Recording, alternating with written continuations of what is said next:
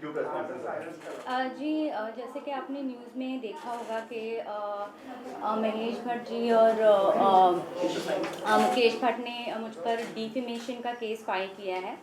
तो वो आज 3 बजे कोर्ट में हियरिंग थी और मेरे लॉयर वहाँ गए थे। तो कोर्ट ने कहा, उन्होंने ये बोला था कि जो भी मैंने सोशल मीडिया पे वीडियो रिलीज़ किया है उसे वो डिलीट कर दे, क्योंकि everything is false and she is not telling the truth. लेकिन कोर्ट का ये ऑर्डर आया है that she will not delete the videos, और वीडियोज़ वहीं रहेंगे, because I am not making any defamatory statement. जो भी मैं बोल रही हूँ वो सच बोल रही हूँ, और and I stand by it. जो भी स्टेटमेंट्स मेरे मुंह से जाएंगे, I stand by it. So these are the facts, this is the truth. Lavina ji, बताइए कि क्या पूरा मामला है, क्या शिकायत है आपकी महेश भट्ट और मुकेश भट्ट की फैमिली से? वेल देखिए, मेरे और मेरे हस्बैंड का जो डिस्प्यूट हुआ था वो 2016 में हुआ था। वो इसलिए हुआ था क्योंकि मैंने बहुत सारी इलीगल एक्टिविटीज़ होते हुए देखी। जो सुमित सब्रवाल मेरे हस्बैंड है, मैंने देखा कि वो ड्रग्स सप्लाई करते हैं, और उनके फ़ोन में अलग अलग किस्म की लड़कियों की फ़ोटोज़ होती है। वो डायरेक्टर्स को दिखाते हैं और लड़कियां सप्लाई करते हैं डायरेक्टर्स को। तो ये कुछ ज़्यादा हो रहा था, इसीलिए मैंने डिवोर्स फाइल किया है।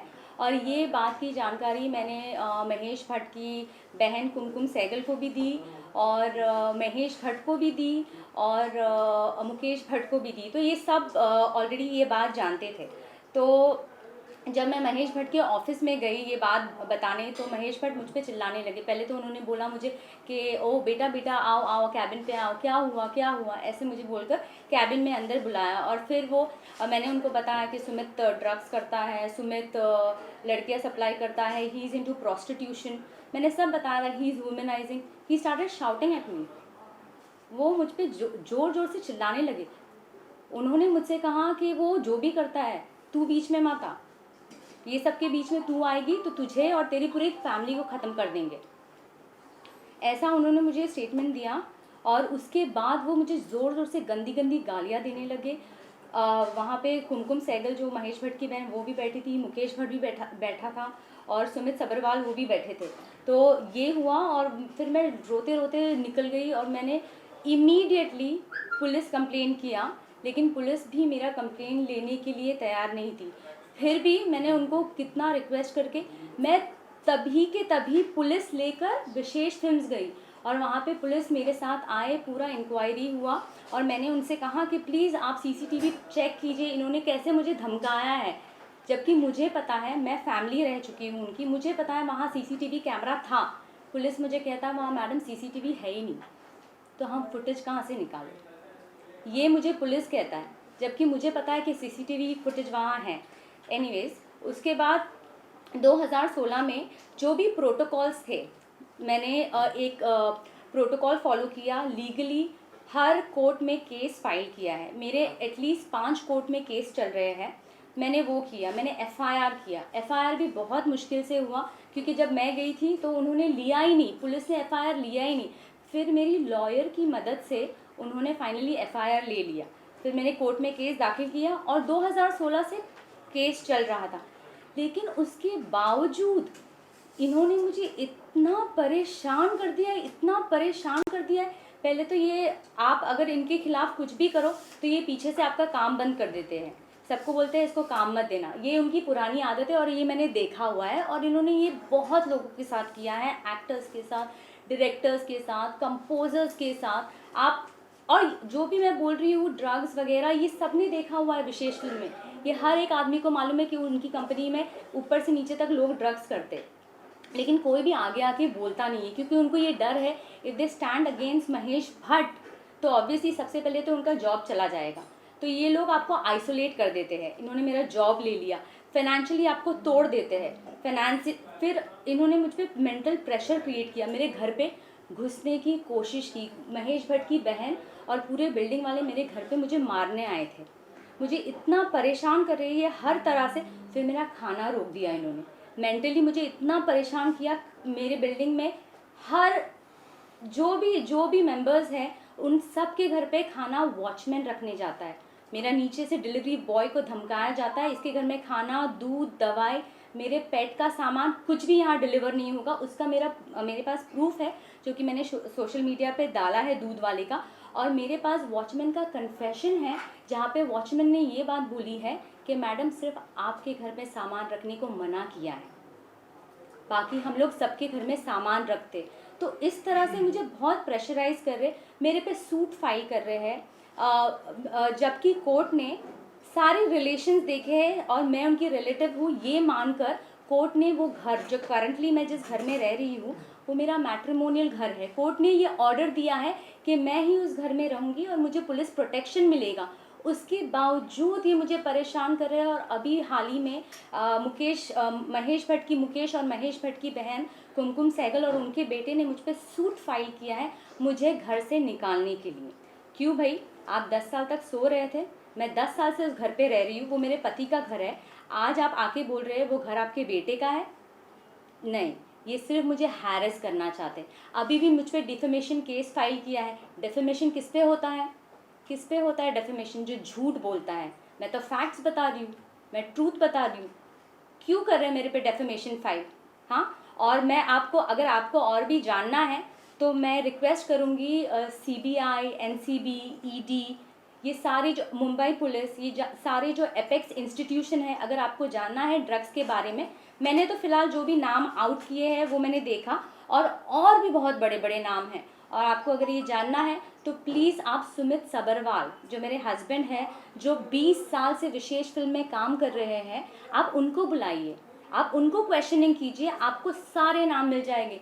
और आपको डर नहीं है ना, तो आप दिखाइए, आप सबका फ़ोन, महेश भट्ट से फ़ोन लीजिए, मुकेश भट्ट से फ़ोन लीजिए, इनके फाइनेंशियल स्टेटस चेक कीजिए, घर चेक कीजिए, इनकी कंपनी चेक कीजिए, इनकी हर एक चीज़ चेक कीजिए।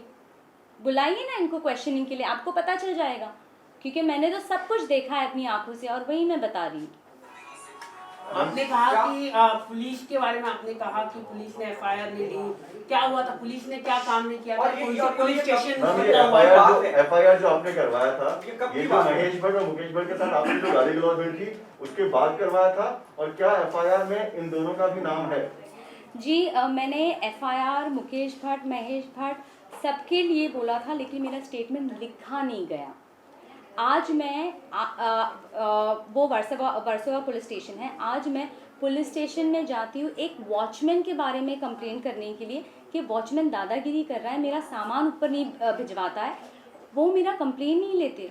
मैं 100 डायल करती हूँ, मैंने 3 बार 100 डायल करके पुलिस वाले को बुलाया, उनका नाम मिस्टर सचिन वर्तक है, वो आकर मुझ पर चिल्लाते हैं, उन्होंने वॉचमैन को कुछ भी नहीं बोला।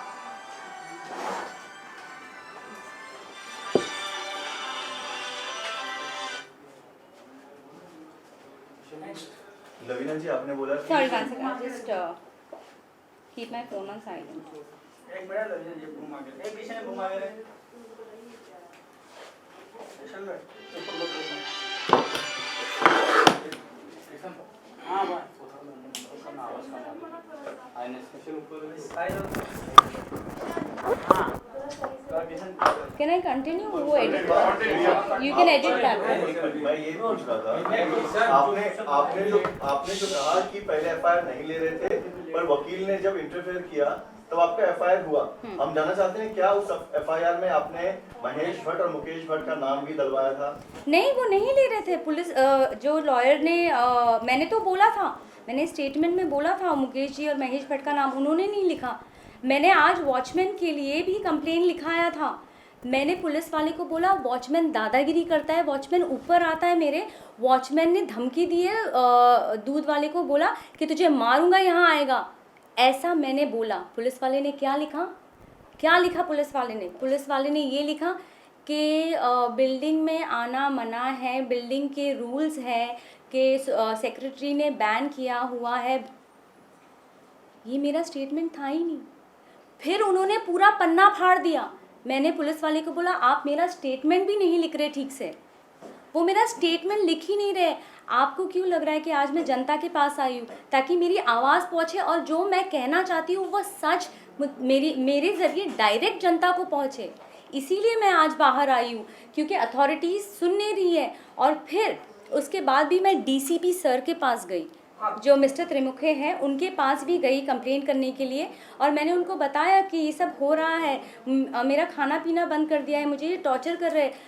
मुझसे सेक्रेटरी बोलता है कि आप 10 बार नीचे आओ सामान लेने, 10 बार नीचे इसलिए आओ ताकि वो पीछे से घुस के मेरे घर का कब्जा ले सके, इसीलिए मुझे बुलाया जाता है 10 बार नीचे। ये बात मैंने डीसीपी सर से कही, कोई एक्शन नहीं है। वो जो वॉचमैन मुझे परेशान कर रहा है, इतना परेशान कर रहा है, उन्होंने एक वॉचमैन को नहीं निकाला है। जो मेरी सेफ्टी का सवाल है, अगर एक औरत जाकर कंप्लेन करती है पुलिस स्टेशन में तो उसका एक्शन लेना चाहिए कि नहीं लेना चाहिए? ये लोग बिल्कुल एक्शन नहीं ले रहे।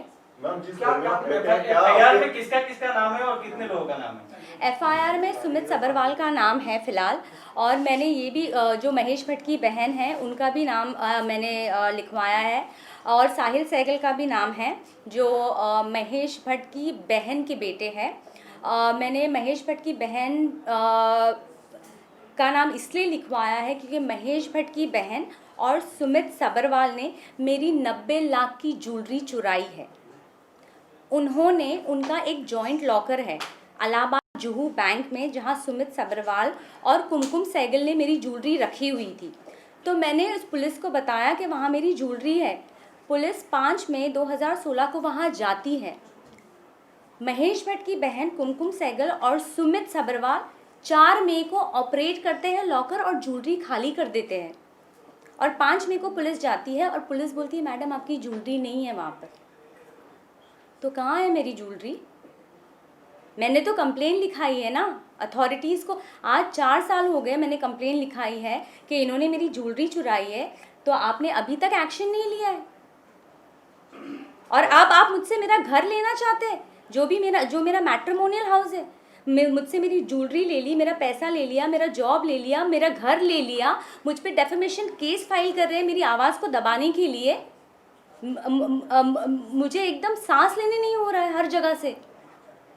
इतना मुझे चोक कर दिया, इतना आइसोलेट कर दिया है। रवीना जी, आखिरी बार आप महेश भट्ट और मुकेश भट्ट से कब आपकी मुलाकात हुई थी? आखिरी बार कौन से ईयर में मुलाकात हुई थी और किस तरह का व्यवहार था उनका?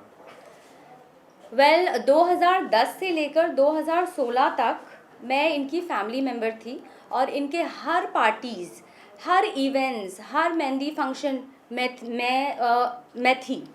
तो 2010 से लेकर 2015 तक मैं इनकी फैमिली मेम्बर थी, और इनके साथ मेरी मुलाकात लगातार होती रहती थी। और 2013 से 2015 में मैंने इनकी सारी फिल्मों में काम किया है as a film. I was part of the films. तो मैंने इनको बहुत करीब से देखा है, और लास्ट मेरी मुलाकात महेश जी और मुकेश जी से 2016 में हुई थी, और इन्होंने मुझे बहुत धमकाया और बहुत जलील किया जब मैं लास्ट महेश भट्ट से मिली थी। उसके बाद भी क्या कभी फोन पर धमकी दी आपको डायरेक्टली महेश भट्ट या मुकेश भट्ट ने 2016 के बाद? जी नहीं, उन्होंने फ़ोन पे उसके बाद उन्होंने मुझ पे सूट फाइल किया है, बोगस सूट, मेरा घर छीनने के लिए, जबकि कोर्ट ने ये ऑर्डर दिया है कि ये घर में मैं ही रहूँगी। इन्होंने 10 साल बाद हैरेस करने के लिए सूट फाइल किया है। अब मैं सोशल मीडिया पे आकर मेरी कहानी बता रही हूँ, जो सच है वो बता रही हूँ, और ये मुझ पे डेफेमेशन फाइल कर रहे, डेफेमेशन पे डेफेमेशन। ये सेक्रेटरी के साथ मिलकर मेरे हस्बैंड का जाता था इनको 50,000 1 लाख रुपया सेक्रेटरी को देते हैं हर महीना, जाता है, परेशान करो बोला, परेशान कर रहे हैं, खाना नहीं पहुँच रहा है, ये नहीं पहुँच रहा है। आपके पति जो भट्ट परिवार से आपके पति का क्या रिश्ता है, मतलब कैसे आप उनकी फैमिली मेंबर हो? वो महेश भट्ट के भांजे हैं, और आपको अगर पूरा डिटेल चाहिए तो मैंने ट्विटर पे मेरे आज पूरा स्टेटमेंट और प्रूफ डाला हुआ है, जो कि उन्होंने कोर्ट में, सब ये मेरी लिखावट नहीं, उन्होंने कोर्ट में नोटिस भेजा था मुझे घर से एविक्ट करने के लिए, और उन्होंने सूट फाइल किया था जिसमें उन्होंने क्लियरली मेंशन किया है कि ये हमारी रिलेटिव है, और उसका प्रूफ मैंने ट्विटर पे डाला हुआ है। क्या कुमकुम सहगल जी सुमित सबरवाल की मम्मा है? नहीं, वो उनकी माँ नहीं है, वो महेश भट्ट की बहन है, और वो रिलेटेड है।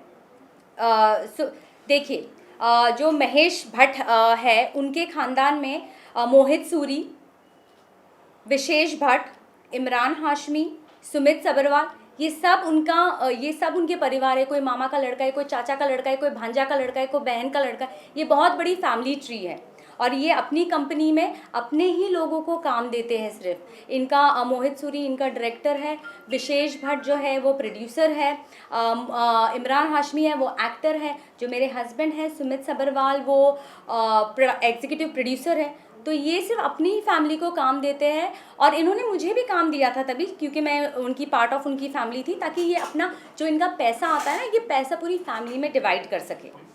ये आपने कहा है जिस घर का आप कि- जिक्र कर रही हैं, ये घर किस ऑन पेपर किसका है? ये घर मेरे हस्बैंड का है, ये मेरा मैट्रिमोनियल हाउस है और ये मुझे शुरुआती से पता है क्योंकि मेरे हस्बैंड ने बोला था, लेकिन ये नाम पे साहिल सहगल के है क्योंकि ये लोग क्या करते हैं, ये लोग बेनामी प्रॉपर्टी पे रखते हैं। मुकेश भट्ट अपनी प्रॉपर्टी सुमित के नाम पे रखता है, सुमित अपनी प्रॉपर्टी अपने महेश भट्ट की बहन के बेटे के नाम पे रखता है। ये लोग ऐसे प्रॉपर्टी करते बेनामी ताकि कोई क्लेम ना कर सके। इनकी फैमिली में डिवोर्स की हिस्ट्री है, इनकी फैमिली में एक डिवोर्स की हिस्ट्री है और इनको सारे दाव पेच पता है ताकि एक औरत को उसका हक ना मिले, इसीलिए वो एक दूसरे के नाम पे उनकी प्रॉपर्टी रखते हैं ताकि so that I should be deprived by my rights. Sahil Sehgal आपने कहा कि उनके नाम पे आपका घर है, ये कौन है साहिल सहगल? ये महेश भट्ट की बहन कुमकुम सहगल के बेटे हैं जिनका रेस्टोरेंट जिको है लोअर परेल में। तो आप कैसे क्लेम कर रहे हैं कि वो मैट्रिमोनियल घर है आपका, जबकि वो घर साहिल सहगल के नाम पर है? जी बिल्कुल नहीं, ये घर मेरे पति के नाम पे है। मतलब ये मेरे पति का घर है। जब मेरी शादी हुई थी तो मेरे पति ने बोला था कि मैंने 3 लोगों के नाम पर लॉटरी डाल के रखी है और इसमें से साहिल सहगल के नाम पे लॉटरी लग गई है, लेकिन ये घर मेरा ही है। और इन्होंने मुझसे ये भी कहा था कि मैं हर महीने मैं कुमकुम सहगल के अकाउंट में पैसे ट्रांसफ़र करता हूँ लोन का। और इस घर में मैंने और मेरे मम्मी डैडी ने 50 लाख रुपए दिए हैं सुमित को, इस घर में फर्नीचर के लिए, इस घर के लिए, उनकी वैनिटी के लिए, मेरी ज्वेलरी के लिए, इस सब में मेरा पैसा शामिल है। साहिल सहगल तो था ही नहीं। साहिल सहगल तो आज 10 साल बाद आके क्लेम कर रहा है कि ये घर मेरा है। भाई आप 10 साल तक सो रहे थे। आपको ये सवाल साहिल सहगल जो महेश भट्ट की बहन है उनके बेटे से ये पूछना चाहिए। आपने 10 साल बाद क्यों इन पे सूट फाइल किया? जब आपका घर था तो आपने क्यों नहीं फाइल किया, इनको क्यों नहीं निकाला? क्योंकि ये घर उनका नहीं है, ये मेरे पति का घर है और ये बात वो भी जानते हैं। But you know, if you're fighting legally, how are you going to prove the same thing in front of the court when they ask for the paper? The paper shows it's the so-called house belongs to Sahil Sehgal. नहीं। Now you're saying कि जैसे आपने कहा कि 50 लाख रुपए दिए या जो ट्रांजैक्शन हुआ या जो कुमकुम सहगल को पैसा जाता था, क्या उसके कुछ प्रूफ है आपके पास? जी प्रूफ है, कोर्ट में सबमिट किया है, इसीलिए तो कोर्ट ने ऑर्डर दिया है मुझे इस घर में रहने का। कोर्ट ने कुछ देख कर ही ऑर्डर दिया है ना, कोर्ट ने सारे प्रूफ्स देखे और मुझे ऑर्डर दिया है इस घर में रहने का। तो आपको ये सवाल साहिल सहगल से करना चाहिए कि 10 साल बाद आपने ये केस क्यों किया? अगर आपका ये घर था तो आपको पहले साल में आ जाना चाहिए था। आपके पति चाहते हैं कि आप उस घर में रहें? जी नहीं, मेरे पति तो मुझे मारते थे, वो तो एकदम मेरे अगेंस्ट है, क्योंकि मैं उनकी इलीगल एक्टिविटीज़ मैंने जब उनको पकड़ा है, जब मैंने उनका ड्रग्स देखा है, जब मैंने उनको लड़कियों के साथ देखा है, जब मैंने उनको सप्लाई करते हुए देखा है, उन्होंने मुझे मारा है। उन्होंने लिटरली मुझे मारा है, मेरा चेहरा ऐसे सूज जाता था और वो सारे फ़ोटोज़ मैंने कोर्ट में सबमिट किए हैं। मैम किन लोगों को आपके पति ड्रग्स सप्लाई करते हैं? कौन बड़े स्टार्स हैं, डायरेक्टर्स हैं जिनको आपके पति ड्रग्स सप्लाई करते हैं? जी देखिए, मैंने कल जो भी नाम आउट किए हैं वो मैंने बताया है आपको, जैसे अमायरा दस्तूर, जैसे मैं आपको एक इंसिडेंट बताती हूँ सपना पब्बी के बारे में। सपना पब्बी हर शॉट के पहले ड्रग्स लेती है और ये डायरेक्टर भी उनको बोलते हैं कि ड्रग्स लेने दो इनको, जोन में आएगी, परफॉर्म अच्छा करेगी। मेरे सामने बोला गया। तो एक सीन था जहाँ पे उनको इंटीमेट होना था गुरमीत चौधरी के साथ, तो वो बहुत टेंस हो गई थी। उन्होंने उस सीन के पहले भी ड्रग्स किया था और वो मेरे पति ने उनको दिया था। किस फिल्म की बात है ये खामोशिया फिल्म की बात है। और तभी वो बहुत स्ट्रेस से भी जा रही थी सपना पब्बी। उनके जो बॉयफ्रेंड थे जो फॉक्स स्टार इंडिया से थे, वो उनको मारा करते थे। ऐसा उन्होंने मुझे बताया था। तो इसीलिए वो बहुत स्ट्रेस में थी और वो ड्रग्स करती थी, जो कि मैंने देखा है। अमायरा दस्तूर के बारे में मैंने कहा है, जी हाँ, मैंने उनको भी देखा है। वो शूट के बाद करती थी, वैनिटी में करती थी, ऐसा मैंने देखा है, तो मैंने आपको बता दिया। और अगर आपको और बड़े बड़े नाम चाहिए तो I would request CBI NCB to bring in my husband for investigation and questioning, और आपको सारे बड़े नाम मिल जाएंगे, क्योंकि Sumit Sabharwal is the right hand of Mahesh Bhatt and Mukesh Bhatt. Drugs का आपने दो साल कहा कि अभी पार्टी रो में एक पार्टी में रहे तो पार्टी में कभी आपने कोई बड़े स्टार को देखा अपने ड्रग्स लेते हुए पार्टी में? जी, मैं इनकी हर पार्टी में गई हूँ और इनके हर पार्टी में ड्रग्स होता है, लेकिन मैं आपको नाम नहीं बताऊंगी, क्योंकि मैंने तो कल 2 नाम दे दिए। क्या हुआ? क्या कोई एक्शन हुआ? क्या उनको बुलाया गया?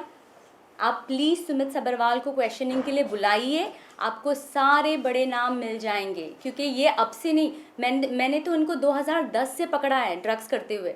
ये तो उनसे पहले भी करते थे शायद, मेरी जानकारी में 2010 से आए हैं।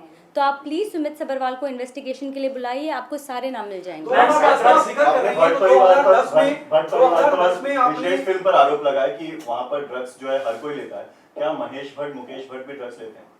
ये आपको, जैसे मैंने आपको बताया कि आपको सुमित सब्रवाल को, सुमित एक चीज आपसे जानना चाहेंगे, महेश भट्ट की बात कर रही हैं जो आप इल्जाम लगा रहे हैं, महेश भट्ट को आपने देखा कभी? मैं आपने बोल चुकी है। आज भी एक हीरोइन पकड़ी है, नाम नहीं बताएंगे, तो उसके बारे में आपको लगता है आपको ईडी पूछताछ के लिए बुलाए, और काफी आप पुख्ता दावे के साथ कह रहे हैं कि एनसीबी को आप नाम देंगे उनके? हाँ। जी बिल्कुल, जो मैंने देखा, मैं विटनेस हूँ, I am the I witness, और मैं कोई बाहर वाली नहीं हूँ, मैं इंसाइडर हूँ। I am the insider who have come outside and I am being vocal about their dirty deeds. As you said, आपने कहा it कि has आप been insider happening हैं, since 2010. इसलिए It has been happening since 2010. तब आपने कोई action क्यों नहीं लिया? जी मैंने What it took you so long? 10 साल के बाद जी मैंने सब देखा, मुझे सब देखने और समझने में टाइम लग गया, और फिर मैंने धीरे धीरे इनके फैमिली मेम्बर को बताने की कोशिश की।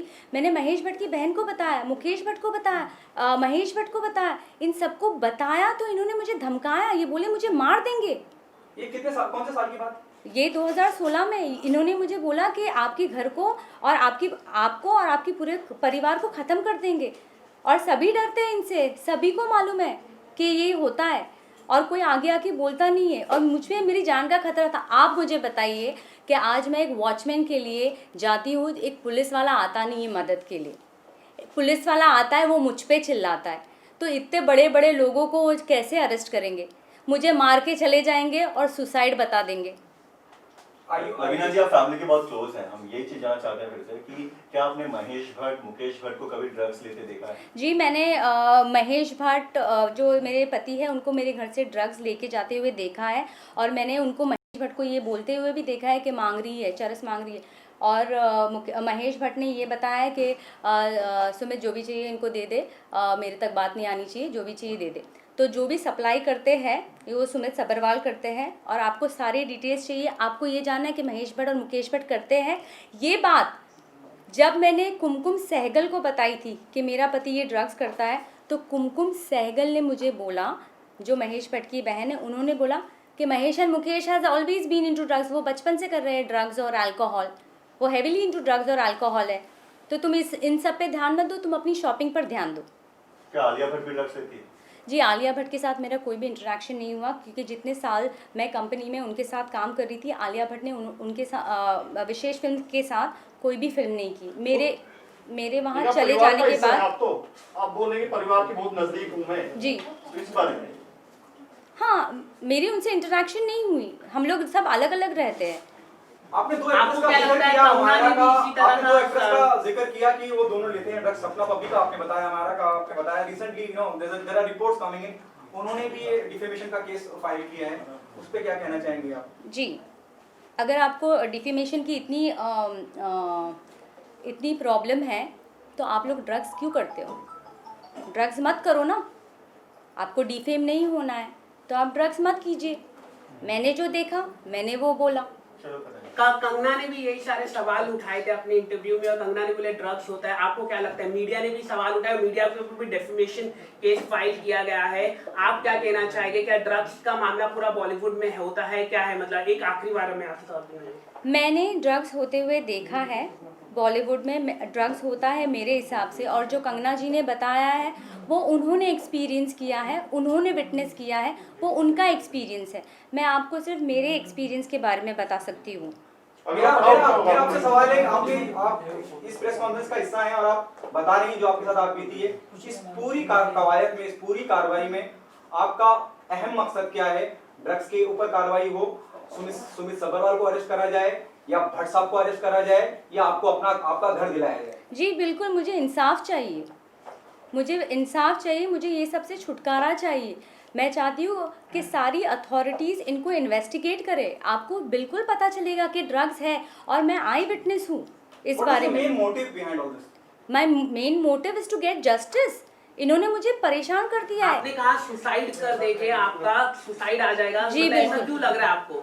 जी देखिए, अगर आप जब सुशांत सिंह राजपूत का केस हुआ था तो मुकेश भट्ट आकर उन्होंने ये बात कहा था कि सुशांत सिंह पागल है, डिप्रेशन में है। क्या आप जानते हैं? यहाँ जी ये बात कहा था। तो वो सुशांत सिंह पागल और डिप्रेशन में नहीं था, ये लोग करते हैं, ये महेश भट्ट, मुकेश भट्ट, ये लोग पागल बना देते हैं आपको। यही वो मेरे साथ कर रहे हैं ताकि मैं सुसाइड कर लूँ। आपने जिस सपना पब्बी का नाम लिया, कौन है ये सपना पब्बी? सपना पब्बी एक्ट्रेस है जिन्होंने खामोशिया में विशेष फिल्म्स के साथ काम किया था एज ए मेन लीड। क्योंकि वो लोग तो ब्रिटिश एक्ट्रेस तो मैम आपका मतलब है सुशांत सिंह राजपूत ने सुसाइड नहीं किया, उनका मर्डर हुआ है?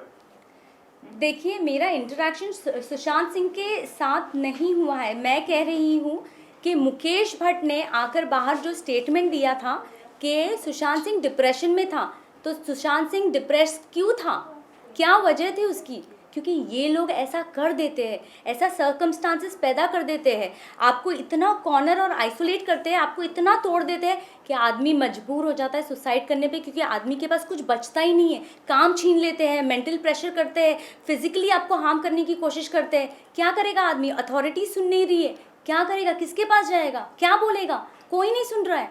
कुछ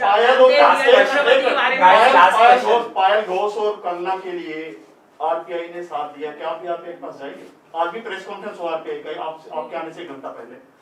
गरीबों की मसीहा बन गया, क्या आप भी जाएंगे उनकी शरण में? जी अभी मुझे पता नहीं है, मैं जो भी है लीगली एक्शन कर रही हूँ। ये मैं इसीलिए बाहर आई हूँ क्योंकि मुझे बिल्कुल अथॉरिटी से मदद नहीं मिल रही है, लेकिन अगर आगे मुझे मदद के लिए जाना पड़ा तो मैं बिल्कुल जाऊँगी। इन्होंने